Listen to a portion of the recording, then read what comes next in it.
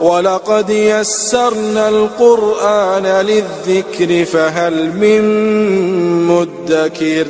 آج انشاءاللہ تعالی ہم سورۃ المائدہ کی آیت نمبر 67-68 پڑھتے ہیں اور اس کو سمجھنے کی کوشش کرتے ہیں۔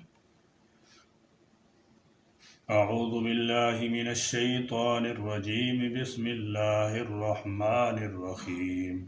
یا ایہا الرسول بلغ ما انزل الیک من ربک وَإِن لَّمْ تَفْعَلْ فَمَا بَلَّغْتَ رِسَالَتَهُ وَاللَّهُ يَعْصِمُكَ مِنَ النَّاسِ إِنَّ اللَّهَ لَا يَهْدِي الْقَوْمَ الْكَافِرِينَ۔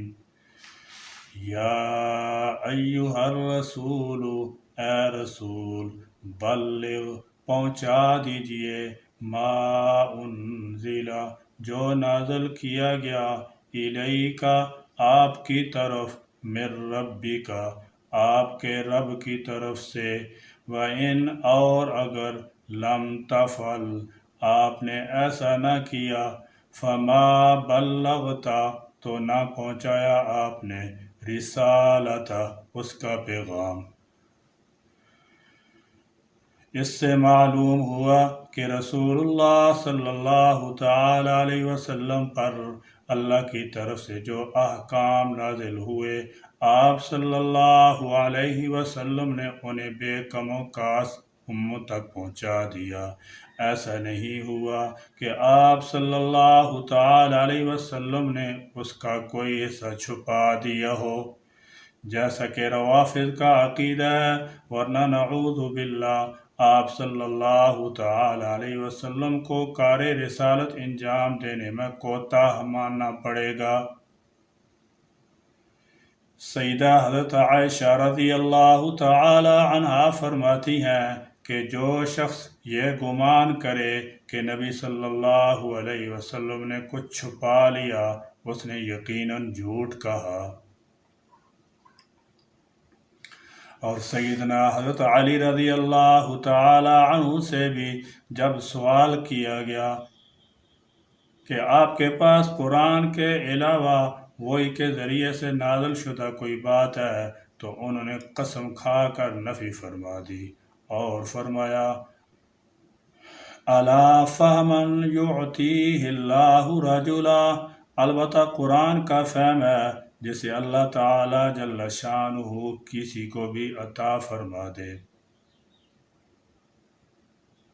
حجۃ الوداع کے موقع پر آپ صلی اللہ تعالی علیہ وسلم نے صحابہ کے 1,00,000 یا 1,40,000 کے جمع غفیر میں فرمایا، تم میرے بارے میں کیا کہو گے؟ صحابہ کرام رضی اللہ تعالی عنہم اجمعین نے کہا، نشہد انک قد بلغت وادیت ونصحت، ہم گواہی دیں گے کہ آپ صلی اللہ تعالی علیہ وسلم نے اللہ کا پیغام دیا اور ادا کر دیا اور پہنچا دیا اور خیر خواہی فرما دی۔ آپ صلی اللہ تعالی علیہ وسلم نے آسمان کی طرف انگلی کا اشارہ کرتے ہوئے فرمایا، اللہم حل بلغت، اللہم حل بلغت، اللہم حل بلغت، یا اللہم فاشہد، اللہم فاشہد، اللہم فاشہد، یعنی اے اللہ میں نے تیرا پیغام پہنچا دیا، تو گواہ ہے، تو گواہ ہے، تو گواہ ہے۔ واللہ اور اللہ یعصمک کا آپ کی حفاظت کرے گا، من الناس لوگوں سے۔ یہ حفاظت اللہ تعالی جل شانہ نے معجزانہ طور پر بھی فرمائی اور دنیاوی اسباب کے تحت بھی۔ دنیاوی اسباب کے تحت اس آیت کے نزول سے بہت قبل اللہ تعالی جل شانہ نے پہلے آپ کے چچا ابو طالب کے دل میں آپ کی طبعی محبت ڈال دی، اور وہ آپ صلی اللہ تعالی علیہ وسلم کی حفاظت کرتے رہے۔ ان کا کفر پر قائم رہنا بھی شاید انہی اسباب کا ایک حصہ معلوم ہوتا ہے، کیونکہ اگر وہ مسلمان ہو جاتے تو شاید سرداران قریش کے دل میں ان کی وہ ہیبت و عظمت نہ رہتی جو ان کے ہم مذہب ہونے کی صورت میں آخر وقت تک رہی ہے۔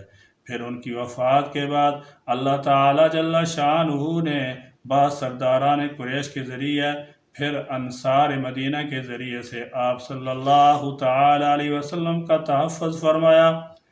پھر جب یہ آیت نازل ہو گئی تو آپ صلی اللہ تعالی علیہ وسلم نے تحفظ کے ظاہری اسباب پہرے وغیرہ بھی اٹھوا دیے۔ اس کے بعد بہرحال سنگین خطرے پیش آئے، لیکن اللہ تعالیٰ جل شانہ نے آپ صلی اللہ تعالی علیہ وسلم کی حفاظت فرمائی۔ چنانچہ وہی کے ذریعے سے اللہ تعالیٰ جل شانہ نے وقتاً فوقتاً یہودیوں کے مکر و قید سے مطلع فرما کر خاص خطرے کے مواقع پر بچایا، اور گھمسان کی جنگوں میں کفار کے انتہائی پرخطر حملوں سے بھی آپ صلی اللہ تعالی علیہ وسلم کو محفوظ رکھا۔ ان اللہ، بے شک اللہ، لا یہدی، نہیں ہدایت دیتا، القوم الکافرین، کافر لوگوں کو۔ اس آیت میں اللہ رب العزت اپنے پیارے رسول صلی اللہ تعالی علیہ وسلم کو بڑی تسلی دیتے ہوئے ہمت بندھاتے ہیں کہ بے شک ان لوگوں نے آپ صلی اللہ علیہ وسلم کو ستانے میں کوئی کسر نہیں چھوڑی، مگر آپ صلی اللہ تعالی علیہ وسلم فکر نہ کریں، بالآخر فتح آپ کی ہی ہوگی۔ اور پھر تاریخ نے ثابت کر دیا کہ کس طرح اس چھوٹی مسلم طاقت نے بڑی بڑی طاقتوں کو فتح کیا، اور اسلام کا بول بالا پوری دنیا میں ہو گیا۔ اور اگر مسلمانوں نے قرآن و سنت پر عمل کیا تو انشاءاللہ تعالی قیامت تک اسلام کا جھنڈا ہمیشہ بلند ہی رہے گا۔ اور اس میں سب سے بڑی کوشش پیغمبر اسلام صلی اللہ تعالی علیہ وسلم کی ہی ہے۔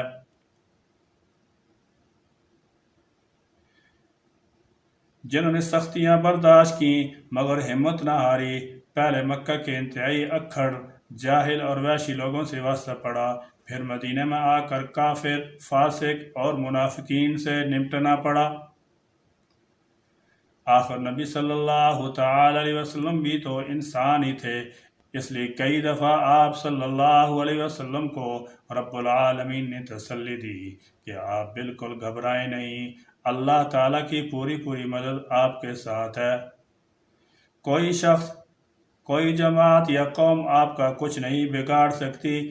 آپ پورے کے پورے احکامات الہیہ لوگوں کو بتائیں اور عمل کر کے دکھا دیں تاکہ اللہ تعالیٰ کا پیغام مکمل طور پر لوگوں تک پہنچ جائے۔ دراصل یہ حکم مسلمان فقہا، علماء اور صاحب ایمان لوگوں کو بھی دیا گیا ہے، اور صاحب ایمان لوگوں کو بھی دیا گیا ہے کہ یہودی علماء کی طرح حقائق دین کو ہرگز لوگوں سے نہ چھپائیں، بلکہ جو کچھ بھی معلوم ہو کھول کھول کر لوگوں کو بتا دیں۔ رسول، پیغمبر اور انبیاء علیہم السلام کے بعد یہ فریضہ علماء کرام کے ذمہ لگ جاتا ہے، ان کو بھی اپنی زبان اور اپنے عمل سے نیکی کی ترغیب دینا لازمی ہے۔ نبی کریم صلی اللہ تعالی علیہ وسلم سے تو یہ کبھی بھی امید نہ کی جا سکتی تھی کہ وہ کوئی بھی ایسا نکتہ لوگوں کو نہ بتائیں جو اللہ تعالیٰ نے ان کو وحی کے ذریعے بتایا ہو۔ انہوں نے اس راستے میں بے شمار اور مشکل ترین حالات کا مقابلہ کیا، اور اللہ تعالیٰ کی مدد کے ساتھ اللہ کا ہر حکم زبان سے اور عمل سے لوگوں تک پہنچا دیا اور تبلیغ کا حق ادا کر دیا۔ بہرحال فرمایا کہ اے نبی کریم، آپ اپنا حق رسالت ادا کرتے رہیں اور اللہ کا پیغام لوگوں تک پہنچاتے رہیں۔ آپ صلی اللہ تعالی علیہ وسلم نے اپنی زندگی میں جہاں تک ممکن ہوا اللہ کا پیغام لوگوں تک پہنچایا۔ اب باقی دنیا تک یہ پیغام پہنچانے کی فرمودات آپ صلی اللہ علیہ وسلم کے صحابہ کے واسطے سے ہر اس فرد اور جماعت پر ہے جو اللہ کی وحدانیت اور حضور اکرم صلی اللہ علیہ وسلم کی رسالت پر ایمان لایا۔ چنانچہ یہ فریضہ امت محمدیہ کے افراد تا قیام قیامت تک انجام دیتے رہیں گے، اور اسے پوری دنیا کو اللہ کے آخری پروگرام سے روشنات کراتے رہیں گے۔ تبلیغ دین کا کام ہونے والی جماعتیں اور افراد اگر خلوص نیت کے ساتھ اس مشن کو آگے بڑھائیں تو اللہ تعالیٰ ان کی بھی اسی طرح مدد فرمائے گا، جس طرح حضور نبی کریم صلی اللہ تعالی علیہ وسلم اور آپ کے صحابہ رضی اللہ تعالی عنہم اور بعد میں آنے والے لوگوں کی مدد فرمائی۔ قل یا اہل الکتاب لستم علی شیء حتی تقیموا التوراة والانجیل وما انزل الیکم من ربکم وَلَيَزِيدَنَّ كَثِيرًا مِّنْهُم مَّا أُنزِلَ إِلَيْكَ مِن رَّبِّكَ طُغْيَانًا وَكُفْرًا فَلَا تَأْسَ عَلَى الْقَوْمِ الْكَافِرِينَ۔ قل کہہ دیجئے یا اہل الکتاب، اے اہل کتاب، لستم نہیں ہو تم، علی شیء کسی چیز پر، حتیٰ جب تک کہ تقیمو تم قائم نہ کرو، التورات تورات کو، والانجیل اور انجیل کو، وما اور جو کچھ انزل نازل کیا گیا، الیکم تمہاری طرف، من ربکم تمہارے رب کی طرف سے۔ مقصد یہ ہے کہ تورات و انجیل پر ایمان لانا کافی نہیں ہے، اس کے بعد جو کتاب اتاری گئی ہے یعنی قرآن مجید، اس پر بھی ایمان لانا ضروری ہے، اور ان کتابوں پر ایمان کے ساتھ ساتھ ان کے احکام کو قائم کرنا، ان پر عمل کرنا بھی ضروری ہے۔ یہ شریعت محمدیہ پر عمل کے بغیر نہیں ہو سکتا۔ وَلَيَزِيدَنَّ اور یقیناً زیادہ کرے گا، کثیراً اکثر کو، بہتوں کو، منہم ان میں سے، ما انزل وہ قرآن جو نازل کیا گیا، الیکا آپ کی طرف، الیکا آپ کی طرف، من ربکا آپ کے رب کی طرف سے، طغیاناً سرکشی، وکفراً اور کفر میں۔ فرمایا وَلَيَزِيدَنَّ كَثِيرًا مِّنْهُم مَّا أُنزِلَ إِلَيْكَ مِن رَّبِّكَ طُغْيَانًا وَكُفْرًا۔ اہل کتاب کا حال یہ ہے کہ جب قرآن پاک کی آیات نازل ہوتی ہیں تو ان میں سے اکثریت کی سرکشی اور کفر میں اضافہ کا باعث بنتی ہیں، وہ اللہ کے کلام سے نصیحت پکڑنے کی بجائے مزید سرکش اور باغی ہو جاتے ہیں۔ یہ ان کی بدبختی کی علامت ہے۔ اگر انسان صاحب صلاحیت ہو تو اسے حق کی پہچان میں کوئی دقت پیش نہیں آنی چاہیے، مگر اللہ تعالیٰ کی طرف سے نازل ہونے والی ہدایت سے یہ لوگ الٹا اثر قبول کرتے ہیں اور مزید سرکشی اور کفر میں مبتلا ہو جاتے ہیں۔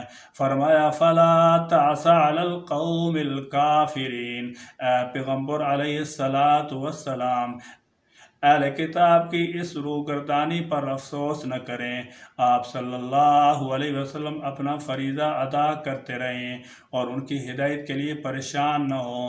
نبی علیہ السلام کو خطاب کر کے عام مبلغین اسلام کو بھی تسلی دی گئی ہے کہ آپ اپنا کام کرتے رہیں اور جو شخص کفر پر مصر ہے اسے اس کے حال پر چھوڑ دیں۔ اللہ تعالیٰ جل شانہ خود اس کی گرفت کرے گا اور پھر وہ اس کی سزا سے بچ نہیں سکے گا۔ فَلَا تَعْسَ چنانچہ افسوس نہ کریں، عَلَى الْقَوْمِ الْكَافِرِينَ کافر لوگوں پر۔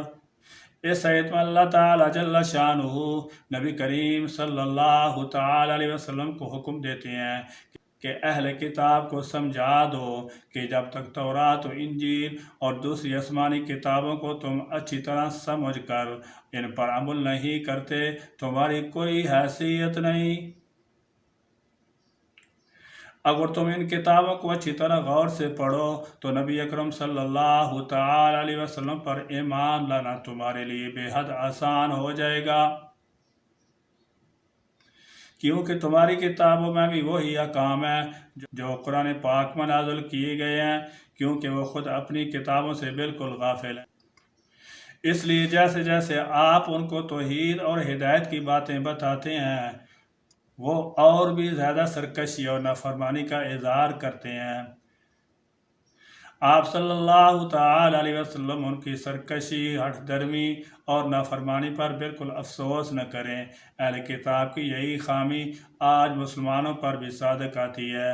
یہ بھی اسلام کے دعوے دار ہیں مگر حقیقت میں یہودیوں اور عیسائیوں کی طرح لستم علی شیء کی منہ بولتی تصویر ہیں۔ آج مسلمانوں نے قرآن کا دامن ہاتھ سے چھوڑ دیا ہے، کفر کے شعائر اور بدعات کو دین کا درجہ دے دیا ہے، رسم و رواج، قبر پرستی اور بدعات کو دین بنا لیا ہے۔ ان کا حال بھی یہ ہے کہ جب تک قرآن پاک کے احکام پر منوعاً عمل نہیں کریں گے، اسے اپنا رہنما تسلیم نہیں کریں گے، یہ کسی چیز پر نہیں ہے۔ اہل کتاب اور مسلمانوں میں کوئی فرق نہیں۔ وآخر دعوانا ان الحمد للہ رب العالمین۔